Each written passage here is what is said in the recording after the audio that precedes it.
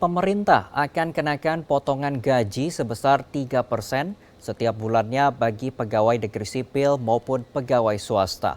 Potongan ini dialokasikan ke program tabungan perumahan rakyat yang akan dikelola oleh BP Tapera. Berikut wawancara khusus jurnalis Jawa Post TV Devri Novaldi bersama Nostra Tarigan, Deputi Komisioner Bidang Hukum dan Administrasi BP Tapera. Presiden telah mengeluarkan Peraturan Presiden Nomor 25 Tahun 2020 mengenai penyelenggaraan tabungan perumahan rakyat atau Tapera. Untuk mengetahui program Tapera ini, kami akan berbincang dengan Bapak Nostra Tarigan sebagai Deputi Komisioner Bidang Administrasi dan Hukum Tapera, BP Tapera Indonesia. Apa kabar, Pak? Baik, Mas. Ya. Pak Nostra, sebenarnya program Tapera ini apa sih, Pak? Iya, jadi tadi kan kita mau berbicara mengenai Tapera ya. Perlu kami sampaikan sedikit kira-kira backgroundnya seperti apa kan. Jadi munculnya PP mengenai penyelenggaraan Tapera, PP 25 tahun 2020 itu merupakan amanat dari Undang-Undang Nomor 4 tahun 2016, Mas. Undang-Undang Nomor 4 tahun 2016 itu adalah undang-undang mengenai Tapera. Kenapa ada undang-undang ini? Kalau saya pelajari ya, undang-undang ini ada, PP ini ada untuk menjawab persoalan yang ada. Kita tahu bahwa persoalan di bidang pembangunan perumahan itu banyak. Salah satu persoalannya itu mengenai pembiayaan perumahan. Itulah dasarnya makanya kemudian muncul undang-undang sama PP Tapera ini. Bagaimana sebenarnya kondisinya gitu ya, kondisi terkait dengan pembiayaan perumahan. Kalau kita lihat, misalnya contoh, mungkin Mas Devri kalau misalnya mau beli rumah, kan biasanya datang ke bank ya. Nanti di bank sesuai dengan persyaratan yang ditentukan, Mas Devri akan diproses. Nanti kemudian kalau sesuai kriterianya, persyaratannya, kemudian nanti Mas Devri berhaklah mendapatkan kredit. Duit yang ada itu kan sebenarnya dari dana masyarakat yang sifatnya jangka pendek. Jangka pendek artinya misalnya kita punya tabungan gitu ya. Tabungan itu kan bisa sewaktu-waktu kita tarik. Tapi kemudian begitu Mas Devri dapat KPR, kredit pemilikan rumah, Mas Devri kan mengembalikannya itu bisa sampai dengan 20 tahun. Duit sekali keluar, tapi mengembalikannya tiap bulan dicicil sampai 20 tahun. Jadi dengan demikian bisa menyebabkan duitnya itu tidak match.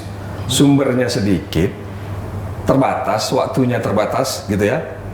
Tapi kemudian pemanfaatannya, pengembaliannya lama baru balik dicicil tiap bulan. Lah bagaimana mengatasi persoalan seperti ini kan gitu ya. Kalau kejadian ini terus menerus seperti itu, kan nggak menyelesaikan persoalan pembangunan perumahan itu. Tapi kan ada dana APBN misalnya begitu kan. Dana kita juga, dana APBN juga kan ada batasannya. Ada batasannya. Tidak semua kebutuhan itu bisa ditampung lewat APBN. Sehingga kemudian dengan mempelajari di berbagai tempat, apa kira-kira solusi yang ada untuk mengatasi masalah pembiayaan perumahan ini. Ya salah satunya itu seperti program Tapera ini. Program itu apa? Masyarakat menabung. Sifatnya gotong royong. Jadi nanti misalnya contoh secara sederhana, kalau saya sama Mas Jeffrey misalnya sama teman-teman, sama seperti kalau arisan kita di kampung, kita kumpulkan duit. Sesudah duitnya cukup, kemudian nanti kita misalnya mengundi. Siapa yang dapat, itu dulu dibangunkan rumahnya. Bagi yang tidak bisa lagi membangunkan rumah, nanti duitnya dikembalikan. Kalau di Tapera itu, waktu orang pensiun, nanti duitnya dikembalikan. Jadi dia nyimpan duit kan Mas? Nyimpan duit, beserta hasil pemupukannya itu nanti dikembalikan pada saat dia pensiun. Dengan pola yang seperti itu diharapkan ada keberlanjutan pembiayaan tadi, karena kan iuran nanti akan ada terus. Kemudian iuran ini tugas kami di Tapera kan mengelolanya. Mengelolanya itu salah satunya bagaimana memupuk supaya imbal hasil dari duit tadi bisa optimal. Bisa optimal sehingga kita harapkan dari duit tadi sebagian bisa dipakai untuk membiayai perumahan peserta, sebagian lagi nanti bisa dipakai untuk mengembalikan simpanan peserta pada saat dia pensiun. Ini kan sudah ada undang-undangnya ya Pak ya? Iya sudah. baru-baru ini juga Presiden mengeluarkan peraturan Presiden. Kenapa Presiden harus mengeluarkan peraturan Presiden sementara sudah ada undang-undangnya seperti itu, Pak? Di dalam Undang-Undang Nomor 4 Tahun 2016 itu memang eksplisit disebutkan harus nanti ada peraturan pemerintah, yaitu peraturan pemerintah mengenai penyelenggaraan ini. Jadi memang harus dibikin. Kami sendiri kalau Mas Devri baca di dalam PP penyelenggaraan Tapra, sesudah ada PP ini, kami di internal PP Tapra juga harus menyiapkan regulasi-regulasi yang sudah diamanatkan di dalam PP tadi. Nah, jadi kita mengelola ini sudah jelas rambu-rambunya semua, Mas.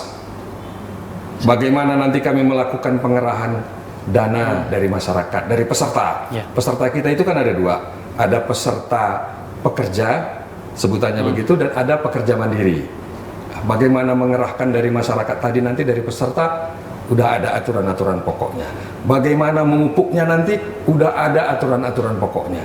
Bagaimana memanfaatkannya udah ada aturan pokoknya. Karena ini masih aturan pokok, diatur lagi lebih detail di dalam PP. Nanti kami di PP Tapra mengatur lebih detail lagi secara teknis melalui peraturan PP Tapra. Nah, itu yang udah digariskan di dalam ketentuan yang ada, gitu Mas Devri.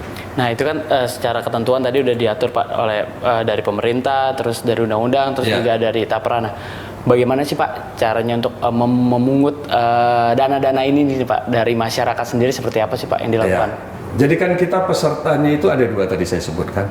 Satu pekerja, satu pekerja mandiri. Kalau pekerja itu pekerja yang dipekerjakan. Misalnya kalau kita bekerja di perusahaan, nanti buat pekerja yang dipekerjakan tadi, perusahaannya nanti yang wajib mendaftarkan ke BP Tapra.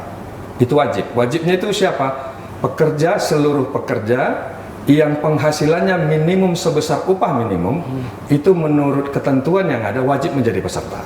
Kalau dia peserta pekerja, pemberi kerjanya yang mendaftarkan ke kami. Tapi kalau dia pekerja mandiri, dia nanti yang mendaftarkan dirinya sendiri.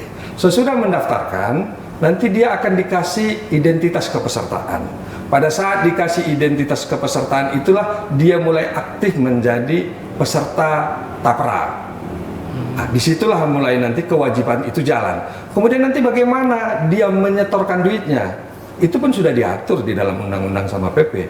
Dia menyetorkan duitnya nanti, kalau dia pekerja yang dipekerjakan tadi, perusahaannya wajib memotong dari gajinya. Setorkan ke,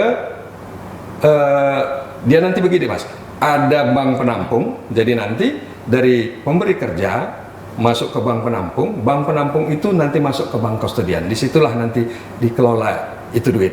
Tapi bank kustodian itu, bank penampung itu, nanti yang menentukan syarat kriterianya, mekanismenya itu di BP Tapra. Nah, demikian juga pekerja mandiri tadi. Tapi ini tidak membebani para pekerja Pak, karena kan kita lihat sebelum adanya COVID juga maupun ada COVID ini ada banyak sekali pemotongan gaji untuk para pekerja ini Pak. Menurut Bapak ini membebani para pekerja nggak sih? Jadi salah satu yang ada di dalam undang-undang itu, asasnya yang paling utama itu, salah satu asas utamanya ini kegotong royongan. Jadi memang kita bersama-sama, seperti yang saya bilang di depan tadi, melakukan gotong royong dalam rangka mengumpulkan duit yang bisa dipakai untuk pembiayaan jangka panjang untuk perumahan. Buat peserta yang memenuhi syarat nanti bisa memanfaatkan untuk pembiayaannya. Tapi buat peserta yang enggak juga kan duitnya kan nggak habis juga. Misalnya Mas Devri sudah punya rumah hari ini, karena punya penghasilan minimum sebesar upah minimum, menurut undang-undang wajib jadi peserta. Katakanlah karena udah punya rumah, Mas Devri nggak lagi memanfaatkan. Nanti yang memanfaatkan teman-teman yang belum punya rumah. Tapi walaupun Mas Devri nggak bisa memanfaatkan, nanti di akhir pensiun, pada saat usia pensiun, Mas Devri akan dikembalikan, simpanannya tadi semua, termasuk imbal hasil pemupukannya akan dikembalikan Mas Devri. Disitulah kegotong royongannya. Demikian perbincangan saya dengan Bapak Nosrat Tarigan, Deputi Komisioner Bidang Hukum dan Administrasi BP Tapra Indonesia. Devri Novaldi, Sebastian Dimas, Jawa Post TV.